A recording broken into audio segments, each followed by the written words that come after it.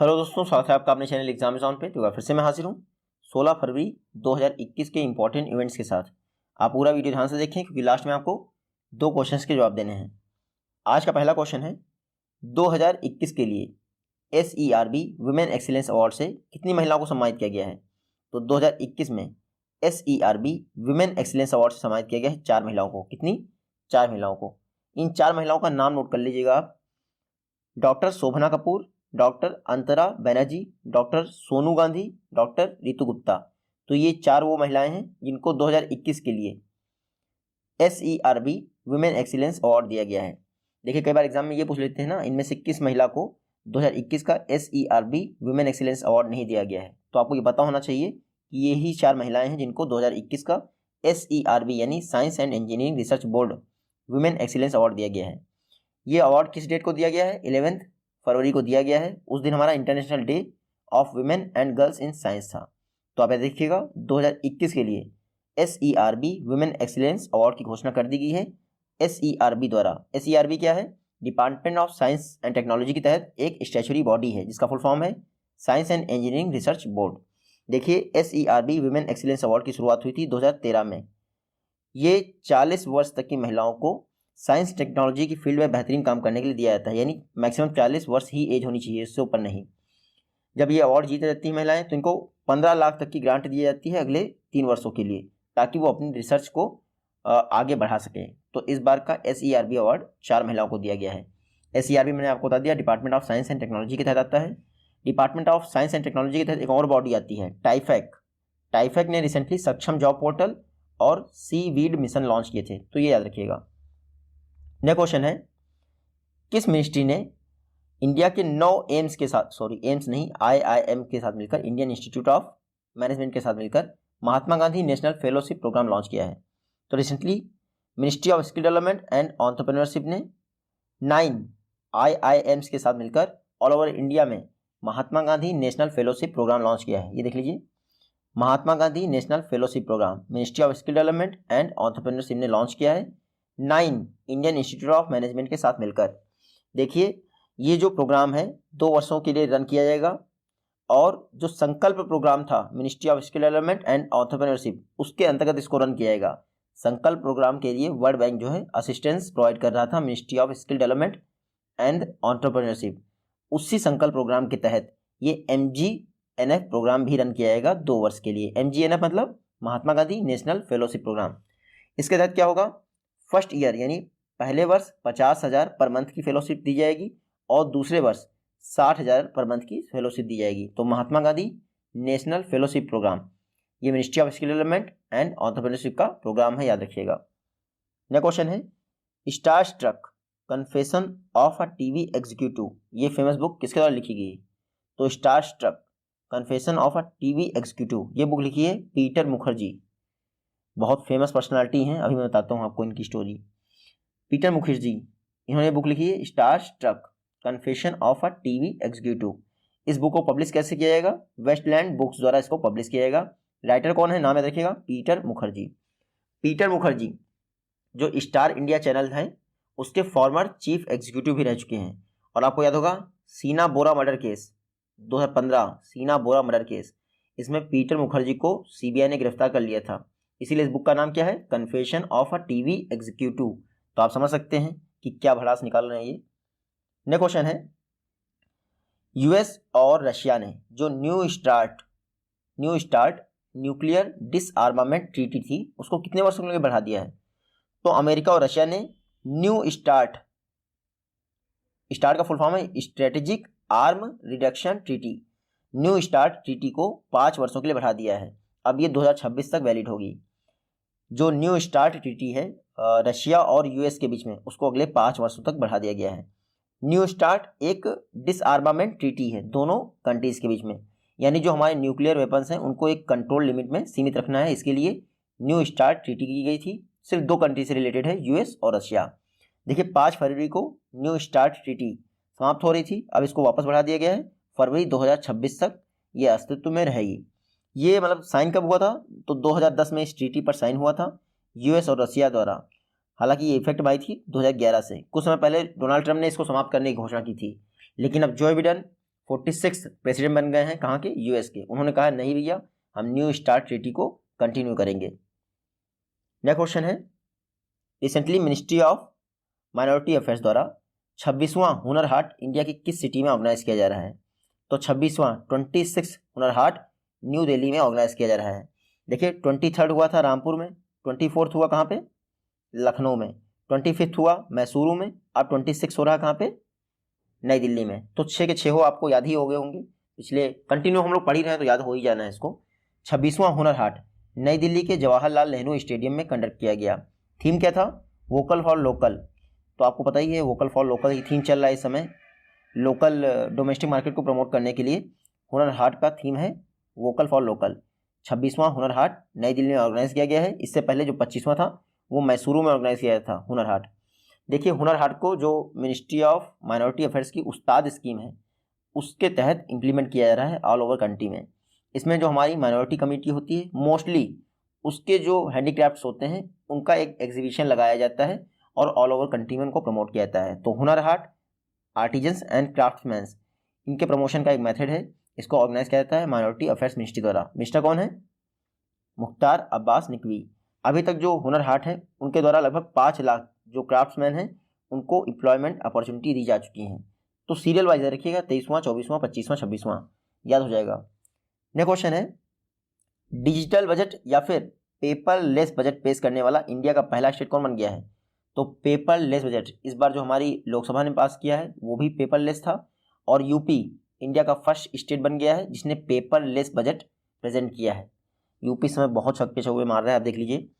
Digital budget या फिर UP became the first state to present paperless budget, यानी UP राज्य भारत का पहला राज्य हो गया है जिसने पेपरलेस बजट प्रेजेंट कर दिया है। आप याद देखिएगा 1 फरवरी को हमारे इंडिया में जो लोकसभा में निर्मला सीतारमण जी ने भी पेपरलेस बजट ही पास किया था, मतलब कि प्रेजेंट किया था। और अब यूपी में भी योगी आदित्यनाथ जी की गवर्नमेंट जो है वो भी पेपरलेस बजट प्रेजेंट कर रही है और ऐसा करने वाली फर्स्ट स्टेट गवर्नमेंट होगी। यूपी एक और मतलब कि एक और कार्य किया है इन्होंने जिसके लिए ये फर्स्ट स्टेट गवर्नमेंट है। जो लॉकडाउन के दौरान लॉकडाउन वायलेशन के केसेस रजिस्टर हुए थे डिफरेंट लोगों पे, उनको वेव ऑफ करने वाला या फिर उनको रिवोक करने वाला इंडिया का पहला स्टेट बन गया है यूपी। यानी आप लोगों ने जो लॉकडाउन ब्रेक किए थे अब यूपी में वो माफ़ कर दिए गए हैं। कुछ लोगों को सजा लगी थी, कुछ लोगों पे पेनल्टी लगी थी, तो वो सब माफ़ कर दिया जाएगा। तो इन दोनों केसेस में यूपी फर्स्ट स्टेट है। सीएम कौन है, योगी आदित्यनाथ। गवर्नर कौन है, आनंदीबेन पटेल। देखिए इंडिया की first female chief minister Sucheta Kripalani और इंडिया की first female governor Sarojini Naidu दोनों यूपी में बनी थी। यूपी में एकमात्र नेशनल पार्क है Dudhwa national park. Next question है, पीएम मोदी द्वारा इंडिजिनसली डेवलप किया गया अर्जुन मेन बैटल टैंक यानी mark 1A, Arjun mark 1A, ये आर्मी चीफ MM नरवणे को समर्पित किया गया है किस इंडियन सिटी में? तो पीएम मोदी ने चेन्नई में, कहाँ पे, चेन्नई में अर्जुन मार्क 1 जो कि बैटल टैंक है इसको MM नरवणे जी को समर्पित कर दिया है। ये देख लीजिए, ये है अर्जुन और ये है पीएम मोदी द्वारा, पीएम मोदी जी हैं और ये है MM नरवणे। अर्जुन टैंक को DRDO द्वारा डेवलप किया गया है किसके साथ मिलके? देखिए DRDO की लैब है vehicle research and development establishment, ये चेन्नई में लैब है DRDO, उसने ही ये अर्जुन टैंक बनाया है अर्जुन मार्क 1A, आप याद रखिएगा। तो इसको समर्पित किया है देश को किसने? पीएम मोदी ने चेन्नई में समर्पित किया है। DRDO इस समय इसलिए भी चर्चा में है क्योंकि एक आकाश NG मिसाइल का सक्सेसफुली टेस्ट किया था किसके लिए? इंडियन एयरफोर्स के लिए DRDO ने। तो आकाश NG मिसाइल भी नाम याद रखिएगा। आकाश मिसाइल की रेंज लगभग 25 से लेकर 30 किलोमीटर के बीच में है। अब अर्जुन टैंक भी MM नरवणे जी को समर्पित कर दिया है, पीएम मोदी ने चेन्नई में समर्पित किया है, आपको इतना याद रखना है। DRDO की बात करें, defence research and development organisation, 1958 में स्थापना हुई थी, न्यू दिल्ली में इसका हेडक्वार्टर है। DRDO का मोटो है बलस्य मूलम विज्ञानम, strength origin is in knowledge.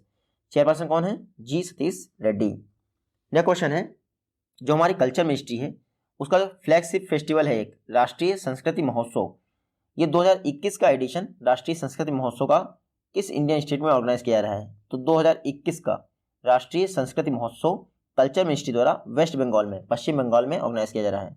ये देख लीजिए, कल्चर मिनिस्ट्री द्वारा पश्चिम बंगाल में राष्ट्रीय संस्कृति महोत्सव 2021 को ऑर्गेनाइज किया जा रहा है। ये राष्ट्रीय संस्कृत महोत्सव का 11वां एडिशन है, आपको याद रखना है। इनॉग्रेट कौन करेगा? तो आप याद रखिएगा वेस्ट बंगाल के जो गवर्नर हैं जगदीप धनकर, उनके द्वारा राष्ट्रीय संस्कृति महोत्सव के 11वें एडिशन को ऑर्गेनाइज किया जाएगा। और इसको कौन सी मिनिस्ट्री ऑर्गेनाइज कर रही है, सॉरी ऑर्गेनाइज नहीं किया जाएगा, इनॉग्रेट करेंगे जगदीप धनखड़ जी, और ऑर्गेनाइज कर रही है मिनिस्ट्री ऑफ कल्चर। आपको इतना याद रखना है। जो 10वां हमारा राष्ट्रीय संस्कृति महोत्सव हुआ था वो एमपी में हुआ था अक्टूबर 2019 में।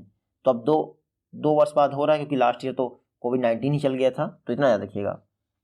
नेक्स्ट क्वेश्चन है,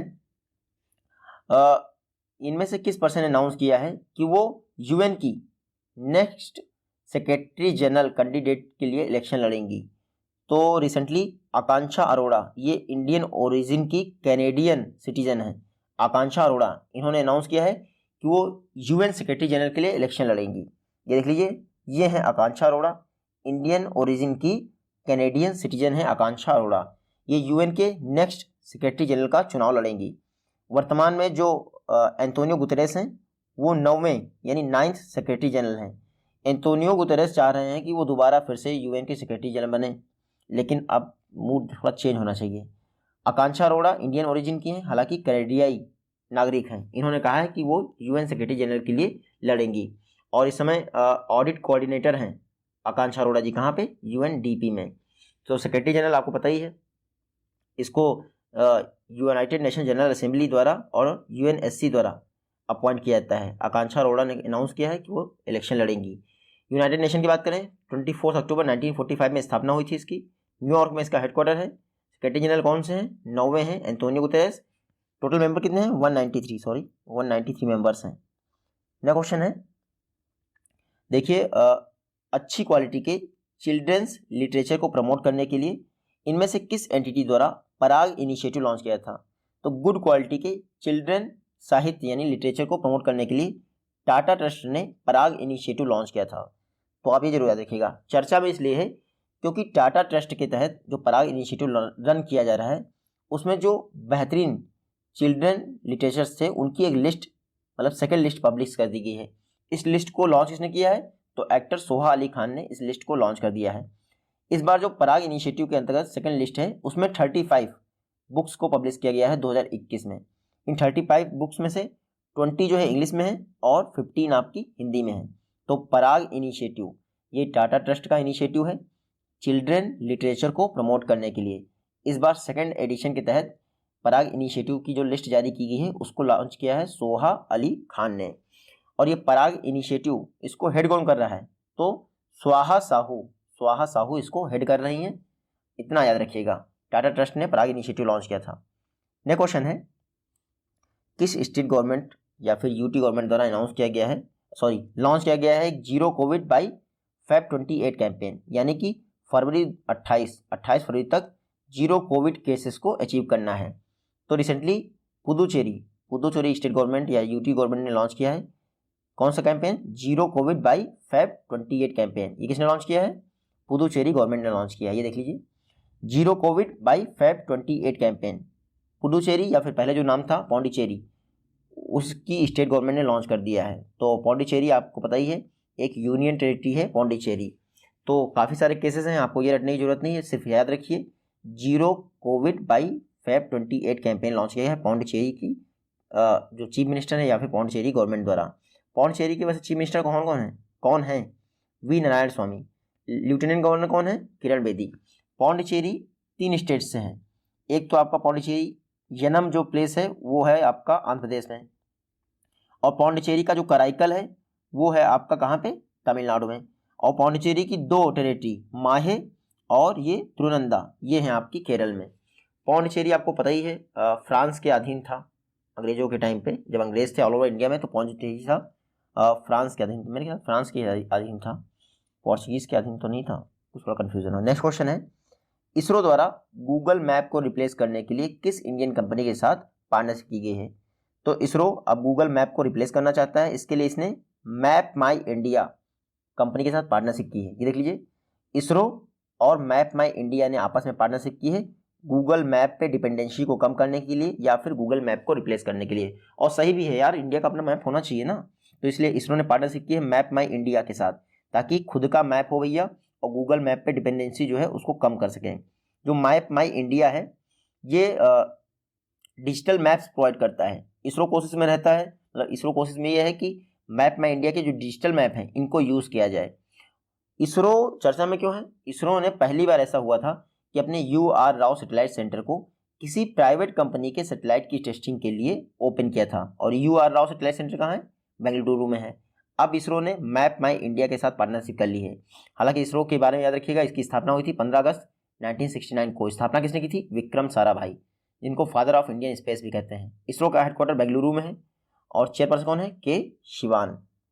नेक्स्ट क्वेश्चन है IS हैकाथॉन 2021 यानी India Australia circular economy hackathon किसके द्वारा ऑर्गेनाइज किया रहा है? तो एम अटल इनोवेशन मिशन नीति आयोग द्वारा इसको ऑर्गेनाइज किया रहा है इंडिया में। ये देख लीजिए, अटल इनोवेशन मिशन जो कि नीति आयोग के तहत है, और साथ ही साथ ऑस्ट्रेलिया की नेशनल साइंस एजेंसी, दोनों साथ में मिलकर India Australia circular economy hackathon को इनॉग्रेट कर रहे हैं। ये IS हैकाथॉन का मेन पर्पस क्या है? नई नई जो इनोवेटिव टेक्नोलॉजी सॉल्यूशंस हैं उनको इन्वेंट करना, ऑस्ट्रेलिया में या फिर इंडिया में जो भी स्टार्टअप्स हैं उनकी हेल्प करने के लिए। तो स्टार्टअप सेक्टर को बूस्ट करने के लिए ये इनोवेटिव सॉल्यूशंस प्रोवाइड करने का एक हैकाथॉन है। और ये जो स्टार्टअप्स बेस्ड होंगे मोस्टली सर्कुलर इकोनॉमी पे बेस्ड होंगे। तो IS हैकाथॉन इंडिया ऑस्ट्रेलिया द्वारा जॉइंटली ऑर्गेनाइज किया जा रहा है। IS हैकाथॉन का थीम याद रखिएगा, circular economy is incredibly important for Australia. Theme देख लीजिए आप ऑस्ट्रेलिया के लिए, हालांकि ऑर्गेनाइज इसको एम और ऑस्ट्रेलिया दोनों मिलकर कर रहे हैं IS हैकाथॉन। एम क्या है? अटल इनोवेशन मिशन।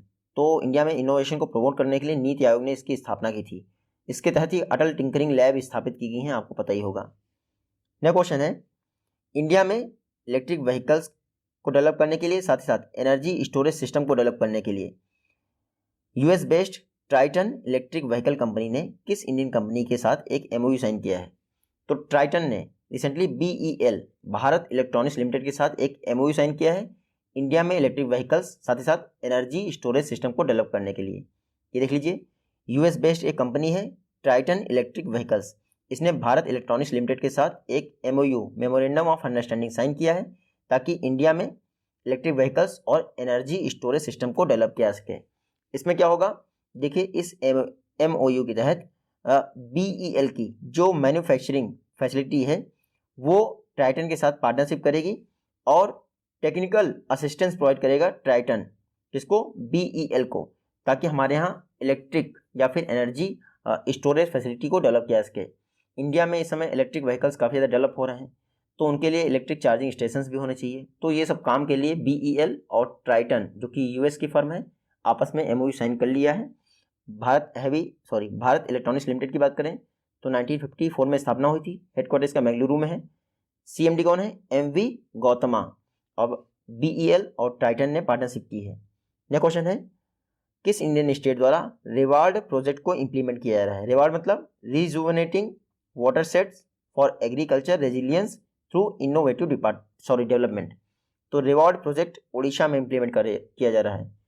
देख लीजिए, रिसेंटली उड़ीसा की कैबिनेट ने रिवार्ड प्रोजेक्ट के लिए अप्रूवल दे दिया है। रिवार्ड का फुल फॉर्म याद रखिएगा, rejuvenating watersheds for agriculture resilience through innovative development. Reward project के लिए उड़ीसा गवर्नमेंट द्वारा 500 करोड़ अनाउंस किए गए हैं, अगले 6 वर्षों में इस पर खर्च करना है। अप्रैल 2021 से उड़ीसा में ये रिवार्ड प्रोजेक्ट स्टार्ट हो जाएगा। इसके लिए वर्ल्ड बैंक भी 350 करोड़ प्रोवाइड कर रहा है। तो वर्ल्ड बैंक छत्तीसगढ़ में चिराग प्रोजेक्ट के लिए असिस्टेंस प्रोवाइड कर रहा है $100 मिलियन का, और उड़ीसा में रिवार्ड प्रोजेक्ट के लिए 350 करोड़ का यानी 350 करोड़ का असिस्टेंस प्रोवाइड कर रहा है। तो वर्ल्ड बैंक काफ़ी ज़्यादा हेल्प कर रहा है इंडिया की। उड़ीसा में ही कोविड-19 जो वॉरियर्स हैं यानी हेल्थ वर्कर्स हैं उनको सम्मानित करने के लिए कोविड-19 वॉरियर मेमोरियल भी बनाया गया है। तो कोविड-19 वॉरियर मेमोरियल कहाँ बनाया गया है? उड़ीसा में। CM कौन है उड़ीसा के? नवीन पटनायक। गवर्नर कौन है? गणेशी लाल। एशिया की लार्जेस्ट सॉल्ट वाटर लेक जिसका नाम है चिल्का लेक, ये कहाँ है? उड़ीसा में ही है। और आप देखिएगा कुछ समय पहले यानी 2-3 साल पहले ही व्हीलर द्वीप जो है उड़ीसा का, उसका नाम बदलकर अब्दुल कलाम आइसलैंड कर दिया गया था। नेक्स्ट क्वेश्चन है, ये बुक देखिए फिर से न्यूज़ में है, the terrible horrible very bad good news. ये बुक किसने लिखी है? The terrible horrible very bad good news. ये बुक लिखी है मेघना पंत ने। ये देख लीजिए, मेघना पंत, ये है मेघना पंत, इन्होंने बुक लिखी है the terrible horrible very bad good news book. ये देख लीजिए आप, ये अप्रैल 2021 में ये बुक रिलीज़ होगी और टाइटल होगा बदनाम लाडो बाकी इतना याद रखिएगा, the terrible horrible very bad good book good news मेघना पंत द्वारा लिखी गई है, और जब ये पब्लिश होगी तो इसका टाइटल हो सकता है बदनाम लाडो। पब्लिश कौन करेगा? पेंगुइन, पेंगुइन पब्लिशर्स जो है वो पब्लिश करेगा। 2 बुक हो गई, एक और बुक थी अनफिनिश्ड, ये प्रियंका चोपड़ा की बुक थी अनफिनिश्ड। एक बार मेरे ख्याल से जनवरी या फिर दिसंबर के महीने में हम लोग इसको कवर कर चुके थे अनफिनिश्ड, तो अब लॉन्च हो रही तो मैंने वापस उसको कवर नहीं किया। हालांकि अनफिनिश्ड याद रखिएगा प्रियंका चोपड़ा की बुक है। नेक्स्ट क्वेश्चन है, एक रिपोर्ट है, इसका टाइटल है traffic crash injuries and disabilities the burden on Indian societies. ये जो रिपोर्ट है किसके द्वारा रिलीज़ की गई है? तो रिलीज़ तो नितिन गडकरी ने की है, लेकिन ये रिपोर्ट बनाई थी वर्ल्ड बैंक ने। सेव लाइफ फाउंडेशन करके एक एनजीओ है, उसकी मदद से वर्ल्ड बैंक ने ये रिपोर्ट बनाई थी। और कुछ इंपॉर्टेंट टेकआउट्स हैं, आप देख लीजिए। इंडिया में जो लो इनकम हाउस होल्ड हैं उनका कहना है कि 42% फैमिलीज ऐसी हैं जो रोड एक्सीडेंट को झेल नहीं पाते हैं, यानी कि उनको अपना लोन ले जाना पड़ता है, लोन लेना पड़ता है अपनी फैमिलीज रोड एक्सीडेंट में जो घायल हो जाती हैं उनका इलाज करवाने के लिए। और ये मुझसे बेहतर कौन जान सकता है। हालांकि जो हाई इनकम कंपनीज की बात, मतलब कि हाई इनकम हाउस होल्ड की बात करें, उनमें सिर्फ 11% को ऐसा करना पड़ता है। वर्ल्ड बैंक द्वारा ये स्टडी जो कैरी आउट की गई है सेव लाइफ फाउंडेशन की मदद से, नाम क्या है स्टडी का? Traffic crash injuries and disabilities the burden on Indian societies. ये स्टडी 4 स्टेट में कैरी आउट की गई है, यूपी, बिहार, तमिलनाडु और महाराष्ट्र। इस रिपोर्ट को रिलीज़ किसने किया है? तो हमारे नितिन गडकरी जी, जो minister of road transport and highways हैं, उन्होंने इस रिपोर्ट को रिलीज़ किया है। तो वर्ल्ड बैंक द्वारा ये स्टडी कैरी आउट की गई है। आप इतना याद रखिएगा, रिपोर्ट का नाम और सेव लाइफ फाउंडेशन का नाम।